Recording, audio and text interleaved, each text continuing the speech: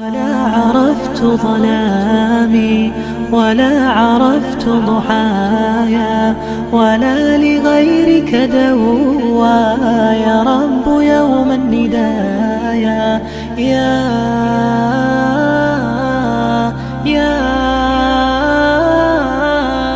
يا رجاء। পৃথিবীর অনেক মানুষ তোমাকে আল্লাহভীরু মনে করে, আবার অনেক মানুষ তোমাকে পাপিষ্ঠ মনে করে।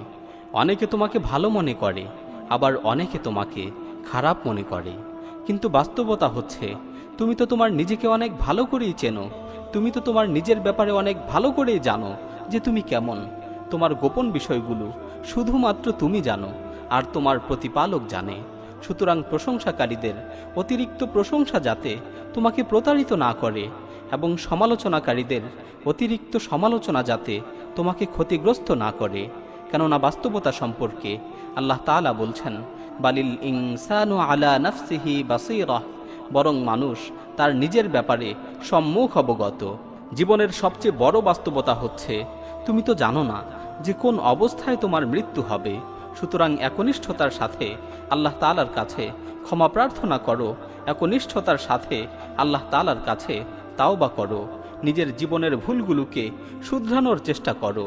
তুমি মানুষের ভালোবাসা পাওয়ার জন্য, মানুষের সন্তুষ্টি লাভের আশায় ভালো কাজ করো না। কেননা মানুষের অন্তর পরিবর্তনশীল। আজকে হয়তো তোমাকে ভালোবাসবে, আবার আগামীকাল তোমাকে ঘৃণা করবে, তোমার সমালোচনা করবে। বরং তুমি মানুষের প্রতিপালককে সন্তুষ্ট করার জন্য ইবাদত করো।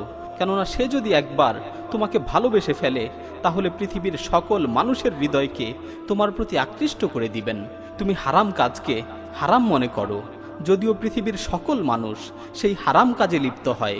কেননা তুমি শুধুমাত্র তোমার নিজের আমলের ব্যাপারেই জিজ্ঞাসিত হবে। সুতরাং তোমাকে যা আদেশ করা হয়েছে তার উপর অটল থাকো। তুমি মানুষের প্রবৃত্তির অনুসরণ করো না। মনে রেখো, নির্জন মুহূর্তে যেই গুনাহগুলো করা হয় সেগুলো মানুষকে ধ্বংসের দিকে নিয়ে যায়, ঠিক তেমনি ভাবে নির্জন মুহূর্তে যেই ভালো কাজগুলো করা হয় সেগুলো মানুষকে সফলতার দিকে নিয়ে যায়। সুতরাং নির্জন মুহূর্তে মানুষের অগোচরে বেশি বেশি করে ভালো কাজ করো। আল্লাহুম্মা ইন্নী ফাওয়াদতু আমরি ইলাইক, হে আল্লাহ, আমি আমার জীবনের সকল বিষয় তোমার হাতে ন্যস্ত করে দিলাম। কোনো এক বিজ্ঞ আলেম বলেছেন, আমি যখনই আল্লাহ তাআলার কাছে কোনো কিছুর প্রার্থনা করি, আল্লাহ তাআলা যদি আমাকে সেটা দেন তাহলে আমি একবার সন্তুষ্ট হই, আর তিনি যদি আমাকে সেটা না দেন তাহলে আমি 10 বার সন্তুষ্ট হই। কেননা প্রথমটা হলো আমার ইচ্ছা, আর দ্বিতীয়টা হলো সেই মহান প্রতিপালকের ইচ্ছা যিনি অদৃশ্যের জ্ঞান রাখেন। সুবহানাল্লাহ, আল্লাহ তাআলার সাথে কি অপরূপ সম্পর্ক। অনেক সময় আমরা আক্ষেপ করে বলে থাকি, কেন আমার ক্ষেত্রে এমনটা ঘটে, কেন আমার বেলায় এমন হয়। আল্লাহ তাআলা বলছেন, আল্লাহু ইয়ালামু ওয়া আনতুম লা তা'লামুন, আল্লাহ তাআলা জানেন আর তোমরা জানো না।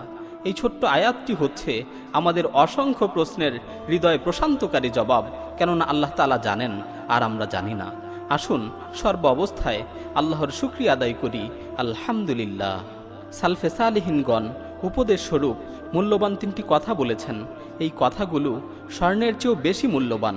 যদি এক পাল্লায় এই কথাগুলোকে রাখা হয়, আরেক পাল্লায় স্বর্ণ রাখা হয়, তাহলে এই কথার পাল্লাই বেশি ভারী হবে। 1 নম্বর উপদেশ হচ্ছে, মান আসলাহা মা বাইনাহু ওয়া বাইনাল্লাহ আসলাহাল্লাহু মা বাইনাহু ওয়া বাইনান নাস। যে ব্যক্তি আল্লাহর সাথে তার সম্পর্ককে ভালো রাখবে, আল্লাহ তাআলা তার সাথে মানুষের সম্পর্ককে ভালো করে দিবেন। 2 নম্বর উপদেশ হচ্ছে, মান আসলাহা সারিরাতাহু আসলাহাল্লাহু আলানিয়াহ। যে ব্যক্তি তার অভ্যন্তরীণ চরিত্রকে ভালো করবে, আল্লাহ তাআলা তার বাহ্যিক চরিত্রকে ভালো করে দিবেন। 3 নম্বর উপদেশ হচ্ছে, মান ইহতাম্মা বিআমরি আখিরাতিহি কাফাহুল্লাহু আমরা দুনিয়াহু ওয়া আখিরাতুহু।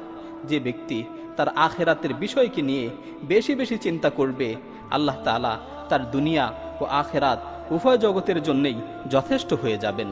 হে মানুষ, সবচেয়ে পরিতাপের বিষয় হচ্ছে আসমান ও জমিন সমপরিমাণ বিস্তৃত জান্নাতে যদি তোমার জন্য একটু জায়গার ব্যবস্থা না হয়। সুতরাং তুমি তোমার জীবনকে মূল্যায়ন করো, কেননা এই জীবনটাই হচ্ছে আখিরাতের পাথেয়। আল্লাহ তাআলা যেন আমাদের সকলের গুনাহগুলোকে ক্ষমা করে দেন, আমাদেরকে জান্নাতের অধিবাসী হিসেবে কবুল করে নেন। ওয়া সাল্লাল্লাহু তাআলা আলা খায়রি খালকিহি মুহাম্মাদিন ওয়া আলা আলিহি ওয়া সাহবিহি আজমাইন।